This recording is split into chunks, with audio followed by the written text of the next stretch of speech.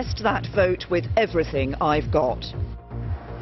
It comes after the chairman of the backbench 1922 committee confirmed that the required 48 letters for calling a contest had been received. The Prime Minister will come and address Conservative colleagues at the 1922 committee meeting at 5 o'clock this afternoon, and immediately after that meeting a ballot will be held between 6 and 8 o'clock, and we will count as soon as we can and provide a result as soon as we can after that. I'll be here at Westminster throughout the morning getting reaction to this morning's dramatic developments.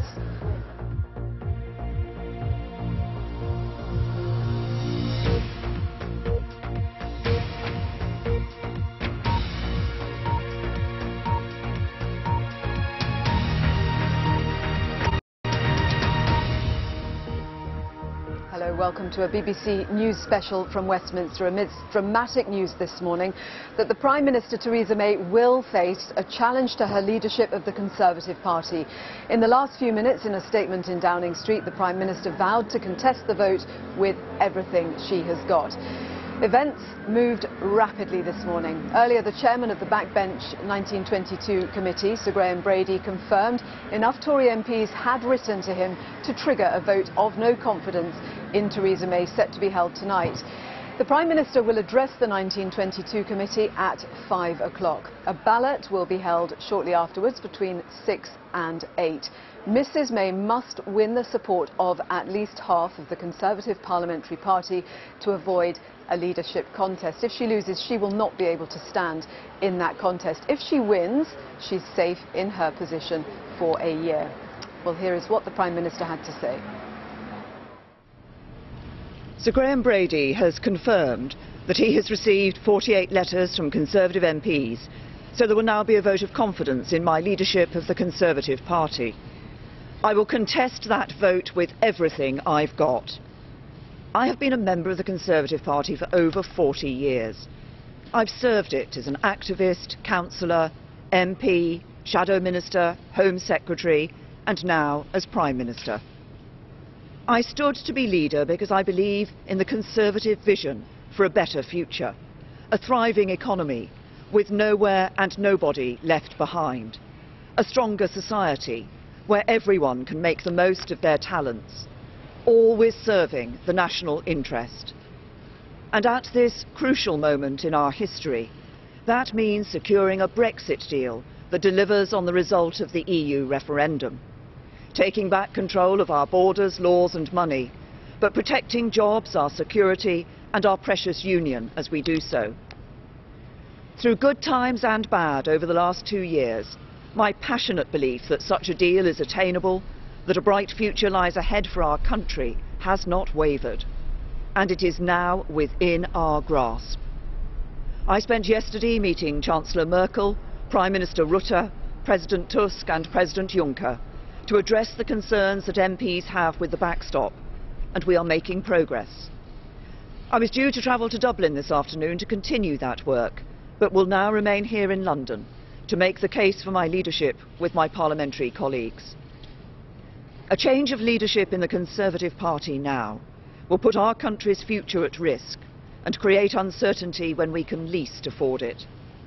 A new leader wouldn't be in place by the 21st of January legal deadline, so a leadership election risks handing control of the Brexit negotiations to opposition MPs in Parliament.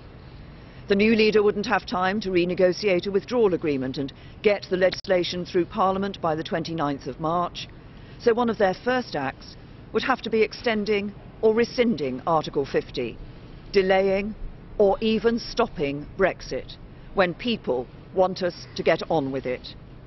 And a leadership election would not change the fundamentals of the negotiation or the parliamentary arithmetic. Weeks spent tearing ourselves apart will only create more division, just as we should be standing together to serve our country. None of that would be in the national interest. The only people whose interests would be served are Jeremy Corbyn and John McDonnell. The British people want us to get on with it, and they want us to focus on the other vital issues that matter to them too. Building a stronger economy, delivering first-class public services and the homes that families need, These are the public's priorities, and they must be the Conservative Party's priorities too. We must and we shall deliver on the referendum vote and seize the opportunities that lie ahead. But the Conservatives must not be a single-issue party. We are a party of the whole nation. Moderate, pragmatic, mainstream. Committed to reuniting our country and building a country that works for everyone. The agenda I set out in my first speech outside this front door. Delivering the Brexit people voted for. Building a country that works for everyone. I have devoted myself unsparingly to these tasks ever since I became Prime Minister, and I stand ready to finish the job.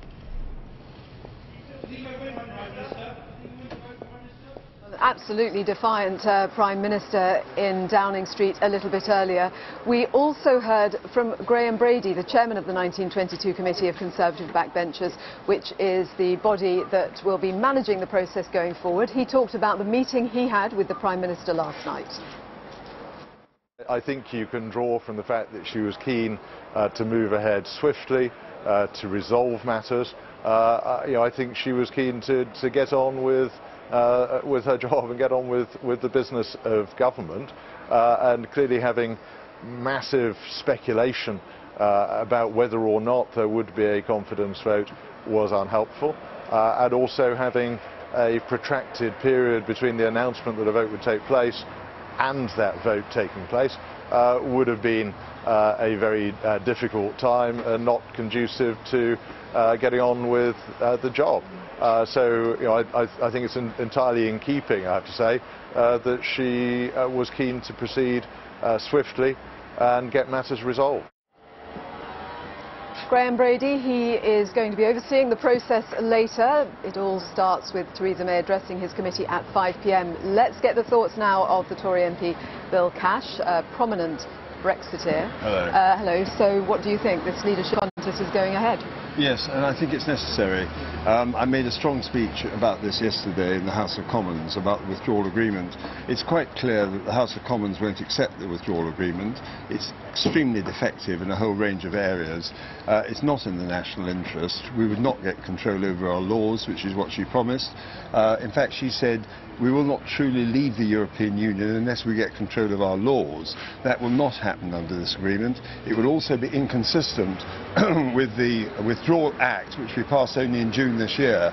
And in any case, the reality is that the DUP will not support the Prime Minister in relation to the withdrawal agreement, and that means that indefinitely, under those circumstances, we will not have a majority in the House of Commons. Is it in the national interest for there to be even less certainty right now? Brexit was already, of course, causing a great deal of uncertainty. Now we don't know where the leadership of the Tory party is going. Well, you can't get less certainty than not having a withdrawal agreement. That's of any description. And the reality is that we need to have a renegotiated arrangement. And the people in the European member states, the leaders, will get this message. And in fact, they've had the message loud and clear, haven't they? And they keep saying. No, the difference is that this is about the leadership of the Conservative Party, and therefore indirectly the question of who is to be Prime Minister. And the reality is that we don't have confidence that the Prime Minister has delivered on the vote of the British people, nor on the withdrawal agreement proposals that she put forward in the first place. The Chequers arrangements, forgive me, the Chequers arrangements bypassed the Cabinet, bounced them. Then we had 2 resignations. We had a terrible example of complete breaches of collective responsibility. We've also had a whole range of other things, like, for example, the law officer's opinion on the trouble with the Attorney General. We had the difficulty of having to have a vote in the House about contempt. All these things accumulate to a point where one just simply loses confidence. Some of those who are saying that they can do a better job of her as leader were directly involved in the negotiations themselves. Boris Johnson, Foreign Secretary, David Davis, Brexit Secretary, Dominic Raab as Brexit Secretary. I would disagree with that in principle, because as a matter of fact, some of them were to varying degrees, but the reality is that we don't yet know who the candidate will be. I'm not going to go into that right now straight on television. But these are all figures who are saying that time is up for the Prime Minister. Yes. The deal that she's negotiated isn't good enough. It They're doesn't all work. people who were It's been rejected in the inner circle and were involved in trying to get a better deal. I think actually we don't quite know who will emerge, but can I simply say this? There is But hang on, isn't the point that they were there, they've been in the negotiations, they know that there's no better deal? No, that's not the case. No, I'm sorry, they resigned. That's why because they knew that it wasn't working. But let's leave that aside for a moment. But they know what the line has been. Now, I think the issue, if I may say so, that's a secondary question. The first question is why should there be a vote of no confidence? And the short answer is that it is inconsistent with the vote. It's inconsistent with of the British people. This arrangement that she's entered into, for example, affects Northern Ireland with a backstop really seriously. But there are other things as well. The DUP, as I've just said, will not support these arrangements. The EU won't support the arrangements because actually they themselves are saying that they don't agree with the Prime Minister's attempt to try and renegotiate the withdrawal agreement. Every single aspect of this is simply floundering. And I said in the House of Commons yesterday, it is actually a denial of the referendum vote, and in addition to that we have huge opportunities outside the European Union. 90% of all the future growth in the rest of the world is, according to the European Commission, will come from outside the EU. A Tory leadership contest does not change any of the fundamentals of where we are, which is this is the deal that's been negotiated and there's no renegotiation to it. There's no parliamentary majority for what you're talking about. Are we actually now on the track to a general election? Well, we'll wait and see. Let's get this over first. If that is where it leads, is that... That is not necessarily where it leads at all, because the question of whether or not a new Prime Minister or a new leader of the Conservative Party can actually renegotiate the arrangements, the EU would have to face the fact that they're dealing with a different situation. And there's another factor as well. This withdrawal agreement, by many standards, is not consistent with the Withdrawal Act, which was passed in 2018. That said, we repeal the European Community Act 1972 in its entirety from exit day. The reality is that the withdrawal agreement is inconsistent with that Act of Parliament. That in itself is a very, very serious matter. It's also inconsistent with the status of Northern Ireland, which is as it's part of the United Kingdom. This arrangement differentiates between Northern Ireland and the rest of the United Kingdom in very substantial ways.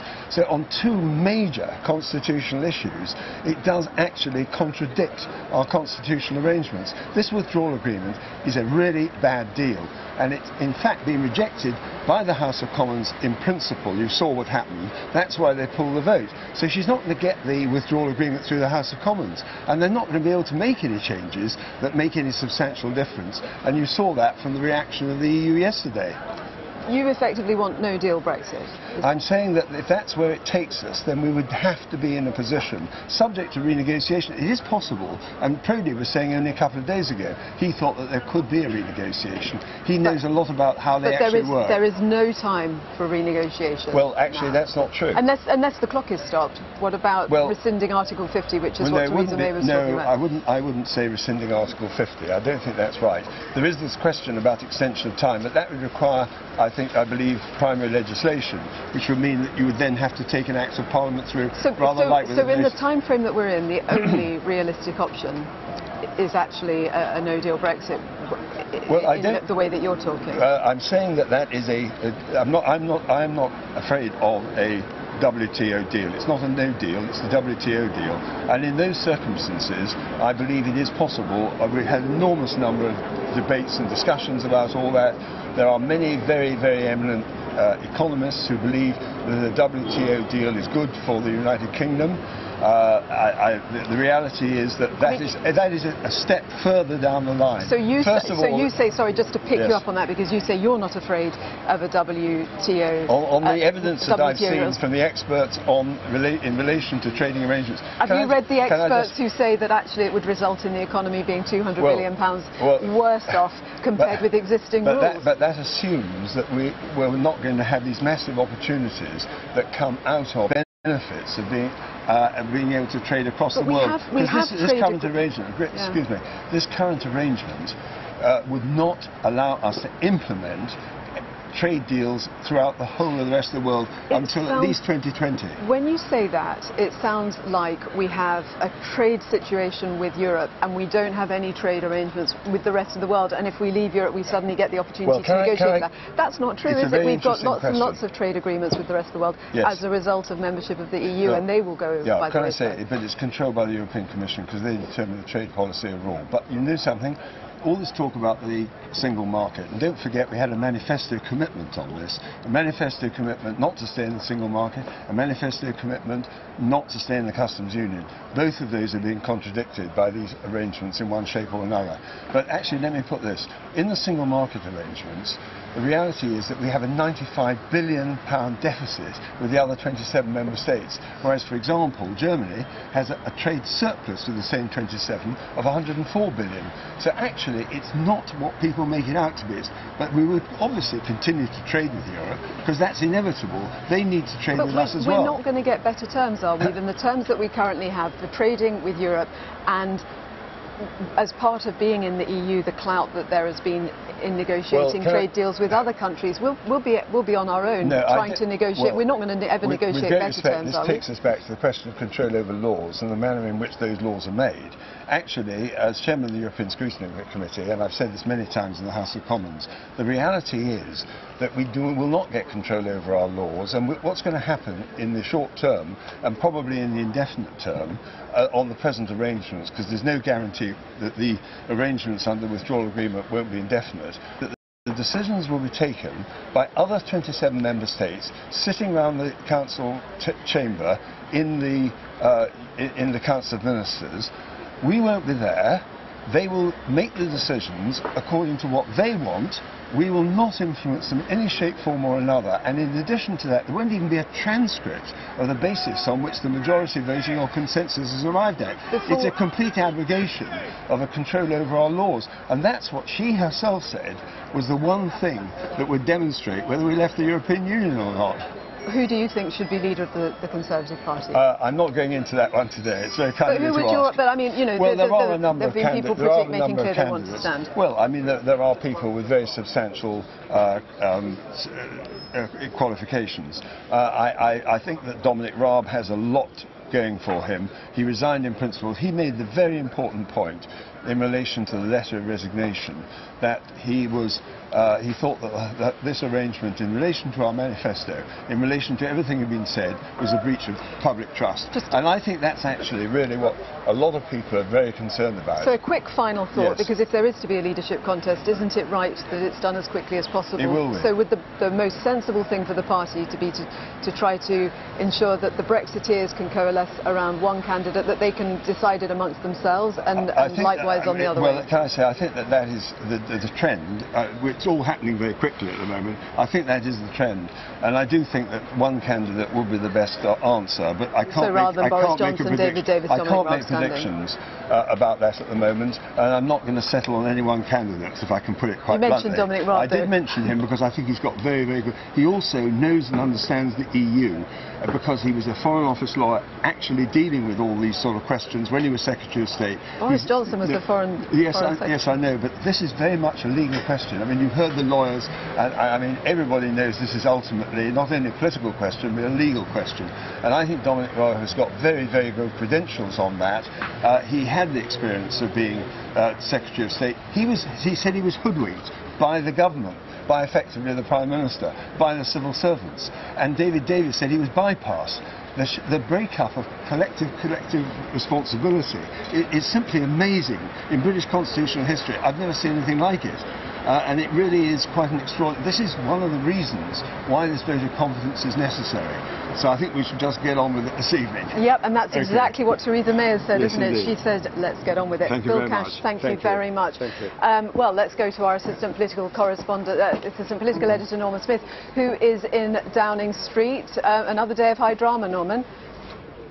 Huge drama, and I thought most striking the statement from Mrs May we heard in the past hour, clearly determined to fight this all the way and massively raising the stakes, saying in effect a leadership contest would put the country's future at risk and Brexit at risk, so massively upping the ante for those Tory MPs who are swithering Another key moment today is going to be at 5 o'clock when Mrs May gets to address Tory MPs just before they go to vote. So at 5 o'clock she stands up in front of Tory MPs in Committee Room 14 to give her pitch to the 1922 committee and Tory backbenchers. Immediately after that, they then vote. That gives Mrs May, it seems to me, a huge advantage, because the last thing Tory MPs will have ringing in their ears is Mrs May's argument and appeal to them to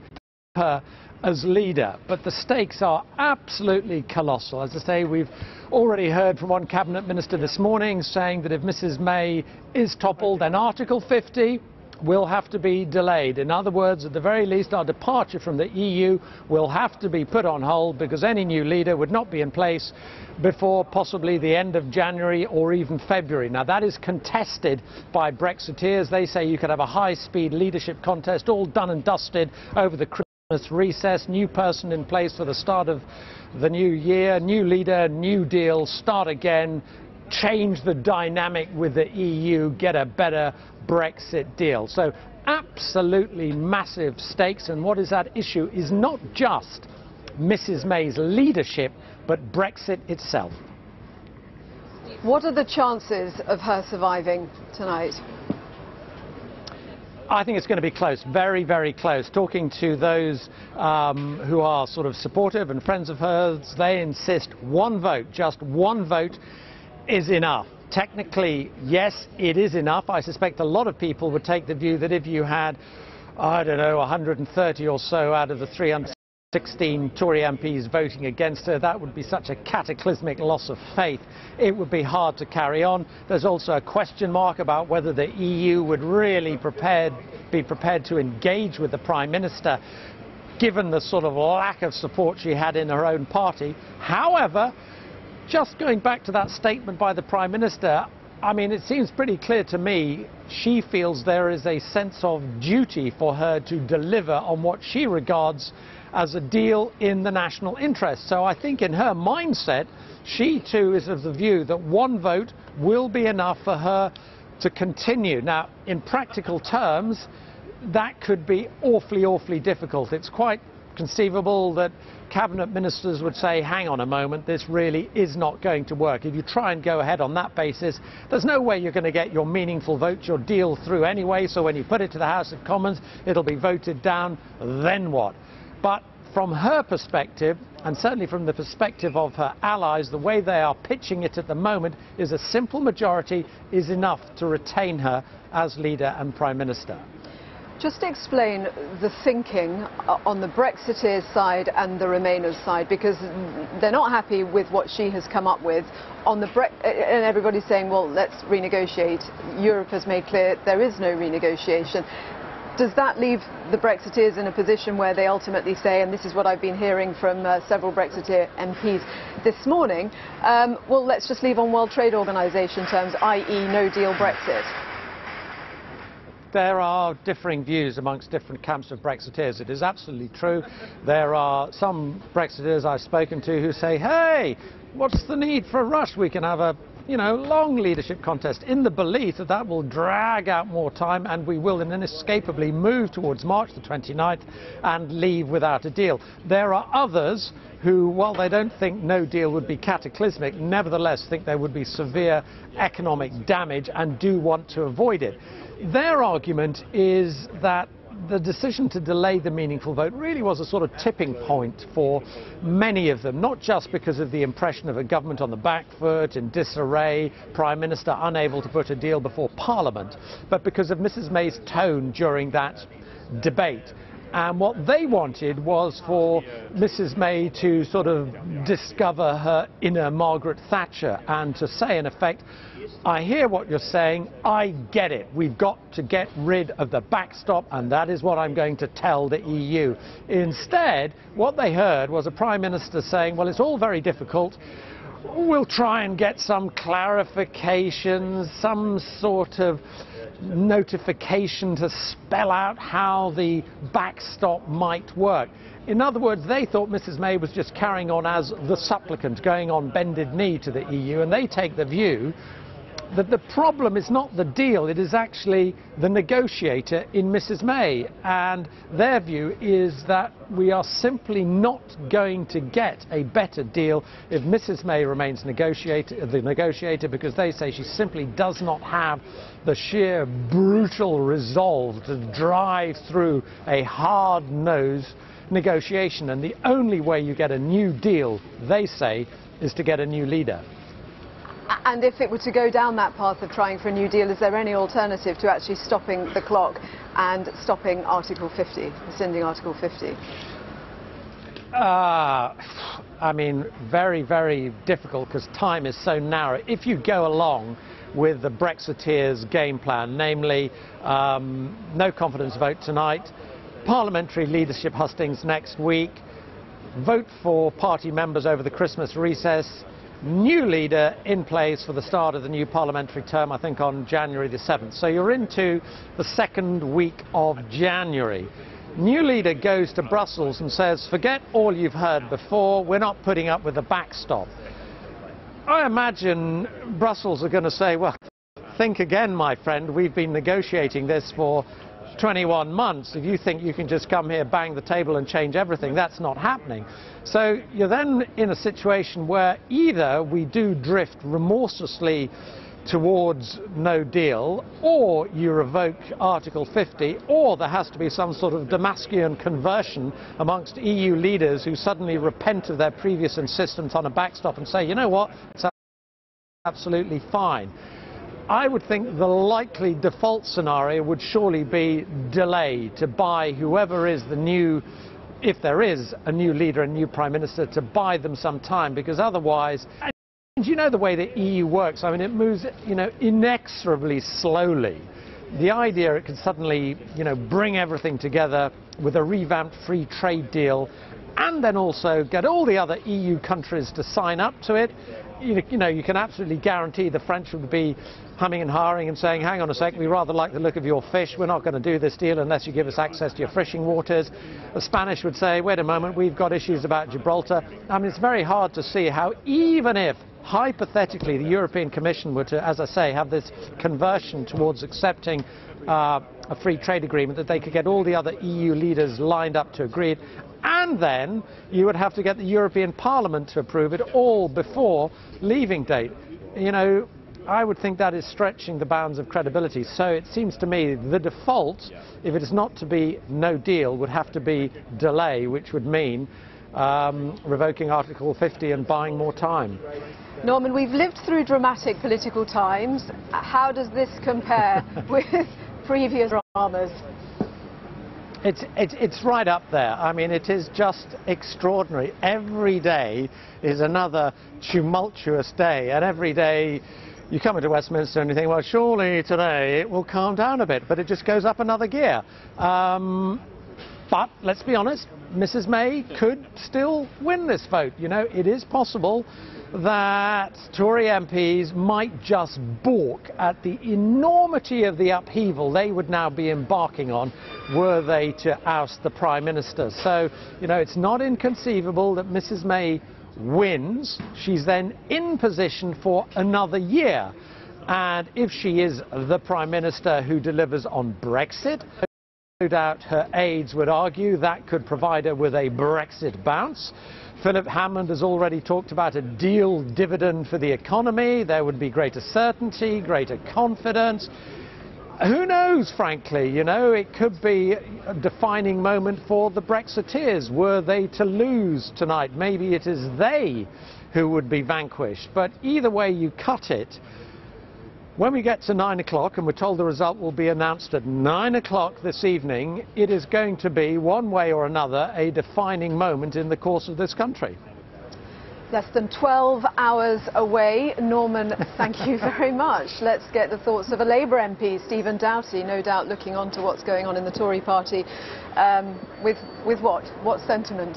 Well, I think this whole sorry saga shows what happens when you put the party interest and self-interest in the case of the Prime Minister above the interests of the country and above people's jobs and livelihoods. And I think this is a Prime Minister who's failed to reach out to the whole series of occasions during this whole process, and Parliament is in chaos. We don't have a majority for this sort of no-deal, utterly reckless idea that would be. There's no majority for the so-called Norway solution. There's no majority for her deal, crucially. And I think the only way out of this is going to be putting this back to the people. It's clear that Parliament is in chaos. It's clear that Parliament can't find a way forward at the moment under this or any other leader. So either they're going to have to choose to put this back to the people, or Parliament is going to take back control and do that for them. There was a lot of pressure on Jeremy Corbyn yesterday from the SNP and other political parties to call a vote of no confidence in the government.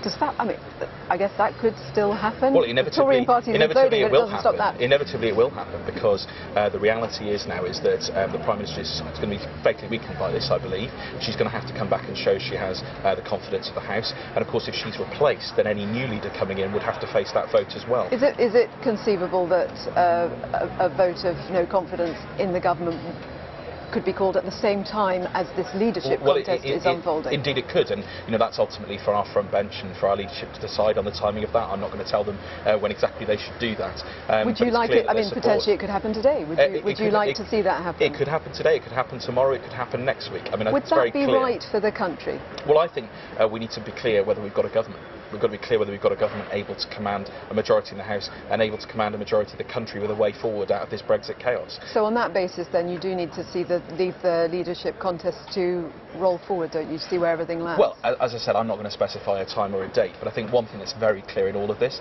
is that the maths in Parliament haven't changed. The reality hasn't changed. Whoever is leading the Conservative Party, whichever Prime Minister is in number 10, they have to find a way of being able to find a way through this, and the only way I can see of doing that is putting this decision back to the people.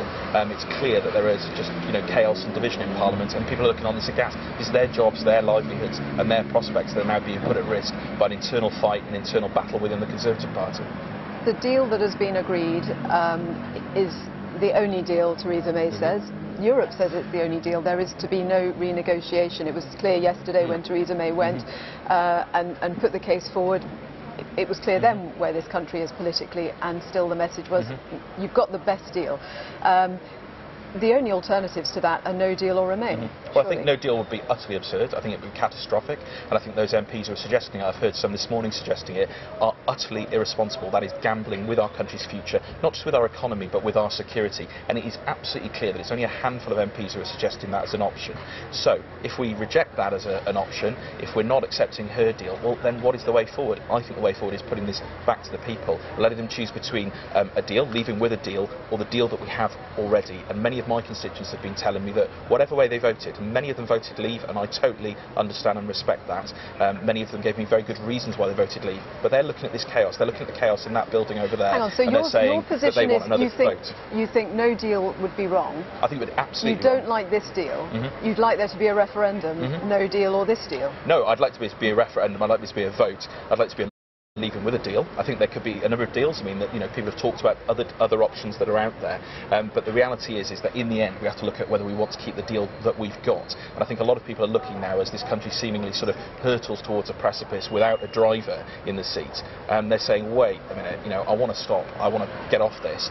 Whatever I thought originally, this is absurd. So isn't it time for Labour to be absolutely explicit about what Labour would campaign for? Were there to be a referendum? Would you campaign for Remain? Labour, I would certainly campaign for Remain, and the Labour Party campaigned for Remain before. But the reality is the Labour Party's got a very clear policy. We were going to reject this deal if it didn't meet the test. That's very clear that we're going to vote against that.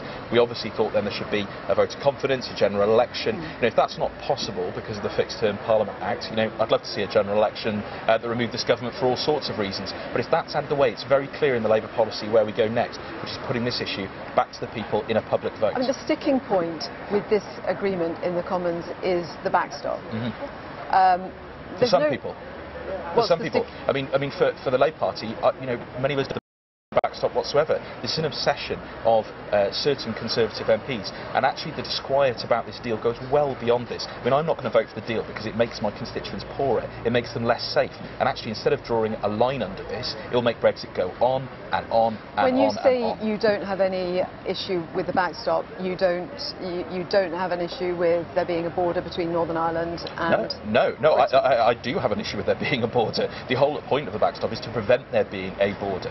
The whole issue is that we should have never even suggested coming out of the single market and customs union in the first place. And the reckless way in which this issue is being used, we cannot put the peace and safety of the island of Ireland and our relationship with Northern Ireland at risk. I don't want to see a border between Wales and the Republic of Ireland. I'm sure many in Scotland don't want to see there be a border between Northern Ireland and Scotland, and that's why all of this has been an absurdity. What she put forward could not command support in the Commons at all ends of the spectrum, and that's through this, and I believe that's going to be putting that back to the people. Isn't retaining the territorial integrity of the UK completely at odds with leaving the EU? I believe it is, and that's one of the reasons why I didn't vote to trigger Article 50 in the first place. A solution where we stayed inside the single market with inside a customs union. But the reality is that we've put that option to the House a number of times. It wasn't supported, and I think therefore we're going to have to put this back to the people and let them decide. Stephen Doughty, thank you very much. Well, let me just talk you through the choreography here today, if you can call it that, because it's ad hoc choreography as it's turning out. It was a day when the Prime Minister was due to go off to Ireland to meet Leo Varadkar and talk about the issues around the border there, but she is now not going to Ireland. Instead, what is going to happen is she is remaining in London to speak to MPs, talking about what happens now with that leadership contest that she is facing. 48 Tory MPs, have written to the 1922 committee saying that they would like a vote, and that is the process by which this leadership ballot has been triggered today. So tonight there's going to be a secret ballot that's going to be held between 6 and 8 p.m. Prior to that, Theresa May will address the MPs, the Tory MPs, at 5 p.m. They'll then go off and vote, and the result of that vote will be published at 9 p.m. Well, in Downing Street this morning, the Prime Minister vowed to contest that confidence vote with everything she's got, warning a leadership contest would put Brexit at risk. Sir Graham Brady has confirmed that he has received 48 letters from Conservative MPs, so there will now be a vote of confidence in my leadership of the Conservative Party. I will contest that vote with everything I've got. I have been a member of the Conservative Party for over 40 years. I've served it as an activist, councillor, MP, Shadow Minister, Home Secretary, and now as Prime Minister.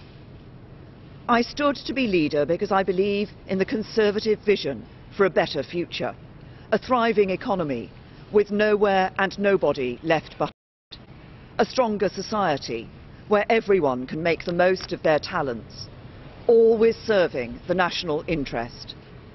And at this crucial moment in our history, that means securing a Brexit deal that delivers on the result of the EU referendum, taking back control of our borders, laws and money, but protecting jobs, our security and our precious union as we do so.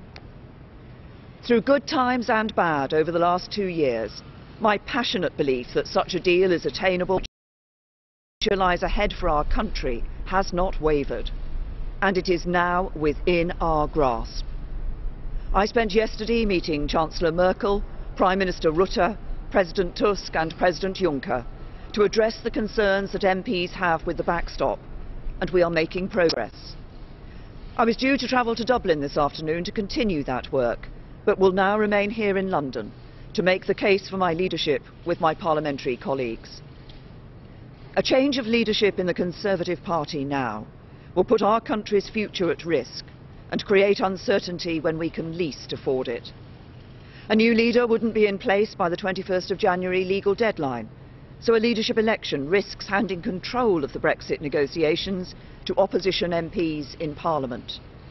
The new leader wouldn't have time to renegotiate a withdrawal agreement and get the legislation through Parliament by the 29th of March, so one of their first acts would have to be extending or rescinding Article 50, delaying or even stopping Brexit when people want us to get on with it. And a leadership election would not change the fundamentals of the negotiation or the parliamentary arithmetic. Weeks spent tearing ourselves apart will only create more division just as we should be standing together to serve our country. None of that would be in the national interest. The only people whose interests would be served are Jeremy Corbyn and John McDonnell. The British people want us to get on with it, and they want us to focus on the other vital issues that matter to them too. Building a stronger economy, delivering first-class public services and the homes that families need. These are the public's priorities, and they must be the Conservative Party's priorities too. We must and we shall deliver on the referendum vote and seize the opportunities that lie ahead. But the Conservatives must not be a single-issue party. We are a party of the whole nation. Moderate, pragmatic, mainstream, committed to reuniting our country and building a country that works for everyone. The agenda I set out in my first speech outside this front door. Delivering the Brexit people voted for. Building a country that works for everyone. I have devoted myself unsparingly to these tasks ever since I became Prime Minister, and I stand ready to finish the job. Theresa May in Downing Street. She told the leader of the 1922 committee when she spoke to him last night that she wanted to get on with it, and that is indeed what has happened this morning. Yesterday it was being said if the number of 48 letters had been reached, it was likely that there would be a development after Prime Minister's questions this afternoon. Well, in the event, everything started early. Theresa May saying that she wants to get on with this and get on with the business of government. Well, there's been lots of reaction from MPs on Twitter this morning, as you'd expect. The Foreign Secretary Jeremy Hunt has tweeted, "I am backing Theresa May tonight. Being Prime Minister is the most difficult job imaginable right now. The last thing the country needs is a damaging and long leadership contest. Brexit was never going to be easy, but she is the best person to make sure we actually leave the EU on the 29th of March. The Home Secretary Sajid Javid also tweeted support with the last thing our country needs right now is a Conservative Party leadership. Election will be seen as self-indulgent and wrong. PM has my full support and is the best person to ensure we leave the EU on the 29th of March. Also supporting the Prime Minister, the Secretary of State for International Trade, Liam Fox, who tweeted, "I will support the Prime Minister Theresa May. This is a totally inappropriate time to have a contest. The country expects us to provide stability, not damaging division." The Labour MP Chuka Umunna has said the Tory party can change the Prime Minister, but the parliamentary arithmetic does not change. While we obsess over how many Tory MPs Theresa May can get to back her, the real business of sorting out the mess we're in goes ignored again. And the Conservative MP Bernard Jenkins has tweeted the UK changed Prime Minister in May 1940 in the middle of a monstrously greater national crisis than this. If it has to be done, it has to be done. Let me just tell you as well, some of those who have come out and stated their loyalty publicly to the Prime Minister include potential contenders to be her successor. So just running through some of the key names we heard there from Jeremy Hunt and Sajid Javid: Michael Gove, Philip Hammond, Matt Hancock, Penny Mordaunt, Liam Fox, Steve Barclay, David Liddington, Amber Rudd, Chris Grayling, David Gauke and James Brokenshire have also made statements of support this morning for the Prime Minister. And I should just say that Cabinet has been cancelled this morning, but Prime Minister's questions goes ahead. That will be at midday, of course. Now let's get the thoughts of the Conservative MP Simon Hoare, who is supporting Theresa May. Thank you very much for joining us. So the leadership contest goes ahead, though. It does. I think this is a toddler from some in my party who are just not happy that they are getting their way. I thought what the tweet that you read out from Chuka Umunna was absolutely right. You change the leader every day between now and New Year's Eve. It wouldn't change the parliamentary arithmetic. And, you know, it's all well and good for Bernard Jenkins, my colleague Bernard, to say, well, we changed Prime Minister in 1940, but we then formed a national government. We didn't try to govern alone, so I'm not entirely sure whether his historical analogy actually stands up, because I don't think he's actually advocating a national government. Another thing that doesn't change is the fact DUP will not support this agreement, and without the DUP supporting the government, it's a government without a majority, a government without power. If I can just read what Arlene Foster has said today, the leader of the DUP, I can't say I'm surprised. being here in Westminster. Yesterday I did realise there were a lot of conversations going on. However, my focus is to continue to be on the withdrawal agreement and the fact that the backstop needs to be taken out of that withdrawal agreement. Theresa May got nowhere yesterday with doing that. Therefore, well, she's a Prime Minister who doesn't command power. Well, with the greatest respect to our friends in the DUP, I think I would just say that it's the Conservative Party who decides who leads the Conservative Party, and not another party, irrespective of how friendly they have been to us either now, in the past or in the future. I do wish that in Northern Ireland we were able to hear more voices on this issue. It's a great shame that we haven't got a Northern Irish Assembly, which would provide a more mixed platform of views on this. I think it's important to remember that Northern Ireland voted to remain in the referendum, and organisations like the Northern Irish farmers are supportive of the deal. So, with the greatest respect to them, I think it's a mistake to assume that the DUP speaks for the whole of Northern Ireland. The DUP holds a key position in the Commons, though, and your party is reliant on its support. Well, it's an important position, but it's not a blackmail chip, I'm afraid, and the Tory party is not going to be held to ransom, and we're not going to have who our leader is or what our policies are dictated by other parties in the House of Commons. But then it's a political stalemate, isn't it? Because there is no way without DUP support the government can get anything. Well, I think, I mean, you don't have to carry legislation to be in government. This is a very modern way of defining the success of a government. There's lots of things government can do without actually enacting legislation, but I think the whole House now should be focusing on delivering a Brexit deal that respects the result of the referendum, but moves the country forward. We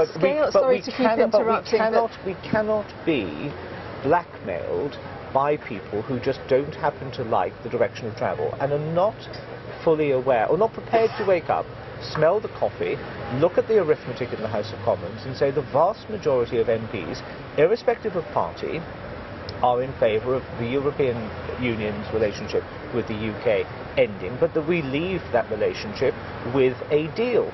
Now, either you run towards a general election, because as I said before, you can either you can change the election, you can change the Prime Minister every day between now and the new year. It doesn't change the arithmetic, and the majority of people over there in that place want to see us leave with a deal which respects the referendum result, but which also preserves and protects our national economy. That's what I'm focused on. Is that then the territory we're actually in, heading for another general election? Because you say that it's not down to the DUP to decide policy. We have been in a position where yesterday a vote was pulled, the bill that the Prime Minister wants to get through, she couldn't even put, because she knows there's absolutely no way she's going to get it through. I think the Prime Minister was going to be damned if she did and damned if she didn't with regards to that. If she hadn't listened to those 3 days of debate and carried on regardless, she would have been accused of being tin-eared and arrogant.